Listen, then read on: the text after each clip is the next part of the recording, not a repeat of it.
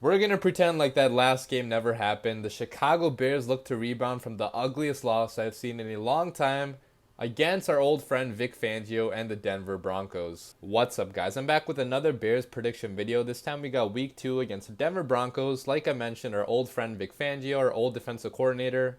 We're going into Denver to face off against his team, his defense, and hopefully come out with a win this time because, man, what happened last week, I don't even want to talk about it, man. That was one of the most disappointing, depressing games I've ever watched in Bears history, right? Not because of just the situation, but how much we got hyped up for that game, right? We thought it was going to be the start of this new era, the start of this new amazing Bears offense, but man, it could not have been further from that. So I apologize I did not come out with a post-game reaction for that game because first of all, I was on my way home after that game, and I didn't get home until late that night, so that video would have been out too late. And also, I had talked so much shit the last couple weeks on Packers fans, and the Packers trolls would have been after me in that video, so I figured I might not show my face on social media for a couple days, take a little bit of a break from the Bears, but I'm back again, and I admit, if you're a Packers fan watching this, I was 100% wrong. All of us Bears fans were wrong. We are sorry for talking so much trash, but don't think our season is over because I've never seen so much overreaction after just one game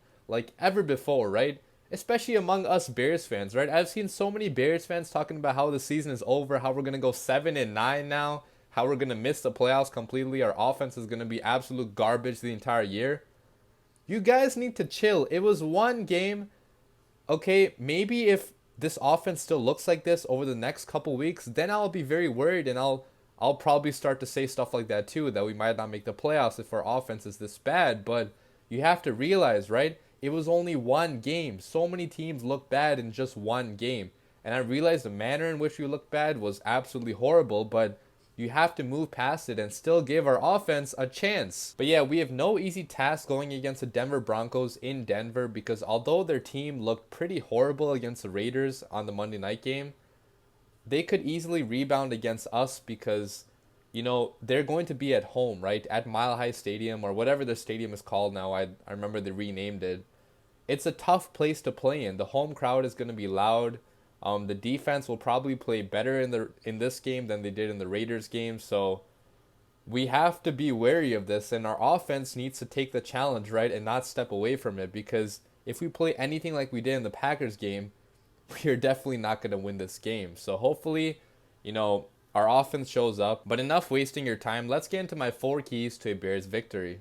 Key number 1 is that we need to have massively improved communication on the offensive line, okay? Because we cannot have a repeat of what happened last week. If we have a repeat of what happened last week with the offensive line, I don't care how good Trubisky is, I don't care how good Matt Nagy's game plan is, we are not going to win the game because you cannot win a game with an offensive line playing like that. The media, it seemed like they wanted to put the whole blame of the last game on Trubisky. And even a lot of you guys, a lot of fans, it seemed like a lot of us were placing all of the blame on Mitchell Trubisky, saying that he's a horrible quarterback, saying that he had an absolutely terrible game, which I definitely agree. He did not have a good game or a great game at all. He did have a pretty poor game. But to say that all of the blame was on Trubisky is just irresponsible, okay? Because go back and look at the film of the last game. Our offensive line was horrendous with communication.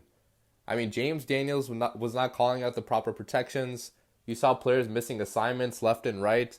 Kyle Long on multiple occasions, he just completely let people blow past him, and so did other offensive linemen as well.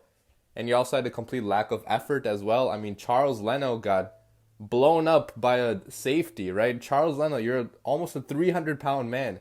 How do you get pushed backwards by a damn safety? So it's stuff like this that it really angers me because I thought our offensive line was going to be at least average this year.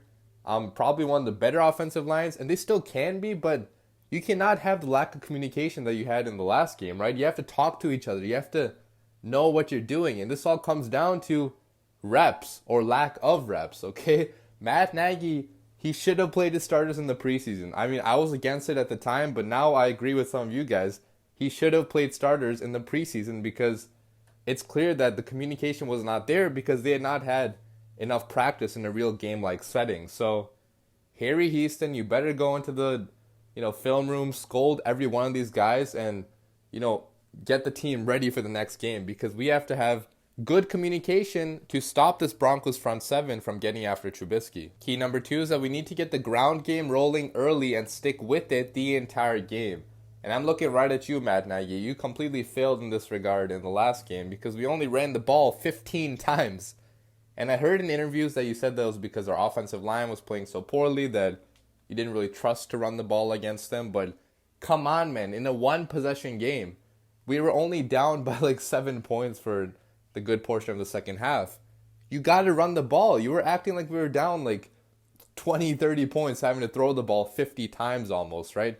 Matt Nagy, you can absolutely not do that. To only do 15 carries in a game, you're not going to win that many games having that lopsided of a run-pass ratio, right? I think in the next game, David Montgomery himself should have at least 15 carries.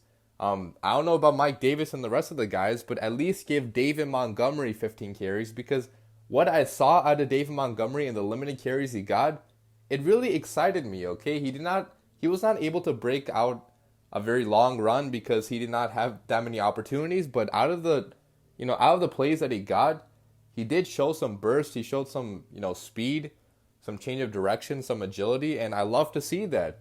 And you need more of that, right? Trubisky is not going to be successful without at least an average run game, and I thought we got David Montgomery, I thought we got Mike Davis to actually use them. So to not use them, that's really stupid. So Matt Nagy in the next game, get the ground game running early, get David Montgomery some carries early, and hopefully he can break some big ones through, and hopefully we can have a solid run game to help out Trubisky in the passing game. Key number 3 is that we need to make Joe Flacco beat us deep. We are not going to let him dink and dunk his way down the field, getting these 3, 4, 5-yard completions until he, tires us, until he goes down the field like that. We are going to try to make him get those, 40, 50-yard completions. Why? Because he will not be able to do those against our defense. Our pass rush, in case you guys didn't see the Broncos offensive line in the last game against the Raiders, they really played poorly, okay? If you thought our offensive line played bad, look at the Broncos O-line against a Raiders defense that isn't even, it is better, but it's not anywhere close near the Bears defense. If they played like that against the Raiders defense, what are they going to do against the Bears defense, right?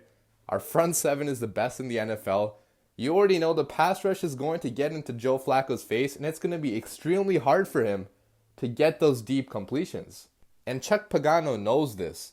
I don't even think you have to send blitzes that often to get pressure against an offensive line like this, because if they play anything like they did in the last game, it's not going to go well for them. Having to go against Leonard Floyd, Khalil Mack, AKIEM HICKS, Eddie Goldman, all the guys up front. And in case you guys didn't see, Leonard Floyd in the last game, he really impressed a lot of us with his power moves more than anything. We all thought he was a speed rusher, but he brought the power against David Bakhtiari in the last game. So I'm really excited to see Leonard Floyd in this game as well, and I think our pass rush is just going to wreak havoc, and it's going to make it extremely hard for Joe Flacco to do anything. So we can stack the box, try to stop Joe Flacco from getting these short to intermediate passes off, try to stop the run game as well. Hopefully we cannot get the run game going against us because that's the one key to the Broncos offense that they need to work. So hopefully stop the run game as well, but more than that, hopefully we force some turnovers as well. With a defense this great, a defense that led the NFL in turnovers last year, I expect them to get at least one turnover in this game, right? Going up against an O-line like this, against a team like this with limited offensive weapons. I think that our defense should be able to get some turnovers, and hopefully, we can limit Joe Flacco severely in this game. Key number 4, it relates to Mitchell Trubisky, and you already know what I'm about to say here. Mitchell Trubisky needs to be accurate beyond his first read. I don't know how else to put that. Last year, people joked about him as a one-read quarterback. I know Colin Cowherd, a bunch of other media analysts said that he was only good for his first read, which I disagreed with at the time because there were plenty of instances last year in many games where he was much more than a one-read quarterback. But in the last game against the Packers, he did look like a one-read quarterback.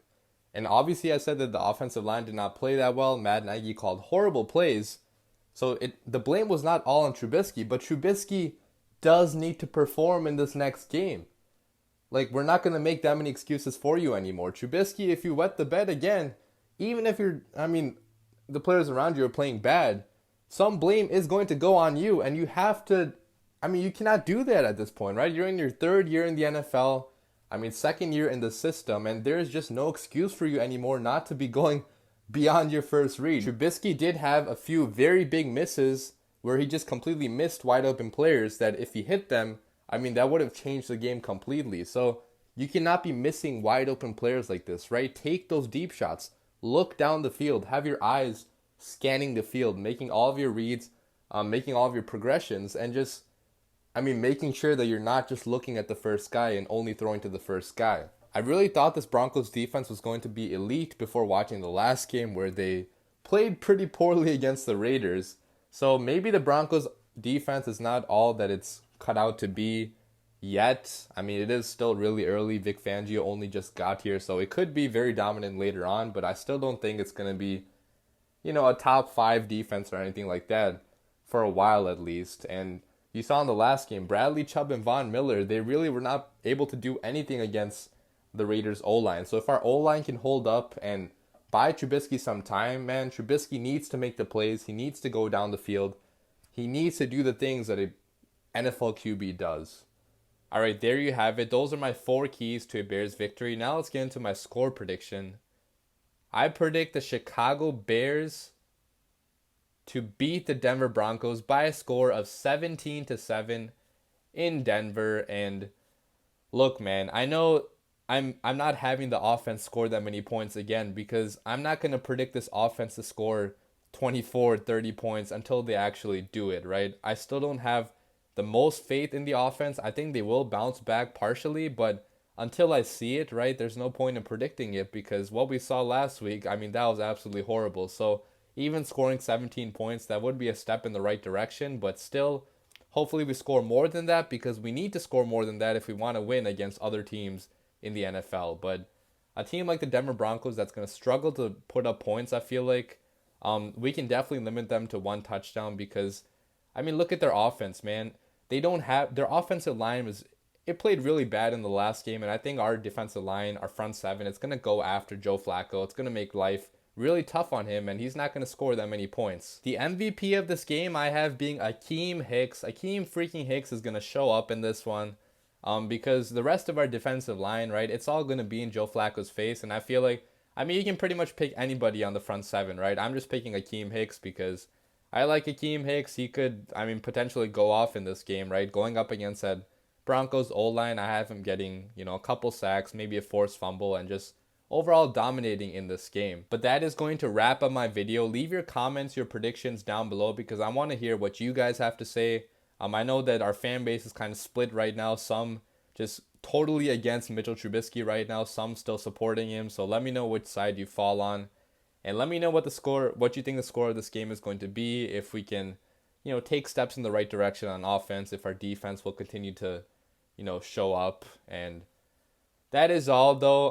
Hopefully we win this game. We really need this win. I think it's a must win because if you fall to 0-2, right, there's not that many Super Bowl teams that have started the season 0-2. So if we still want to win the Super Bowl, we have to win this game. And Matt Nagy, you have to be better in this game as well. Be a better coach. Call better plays, please. And hopefully we come out of here with a victory. That is all, and bear down.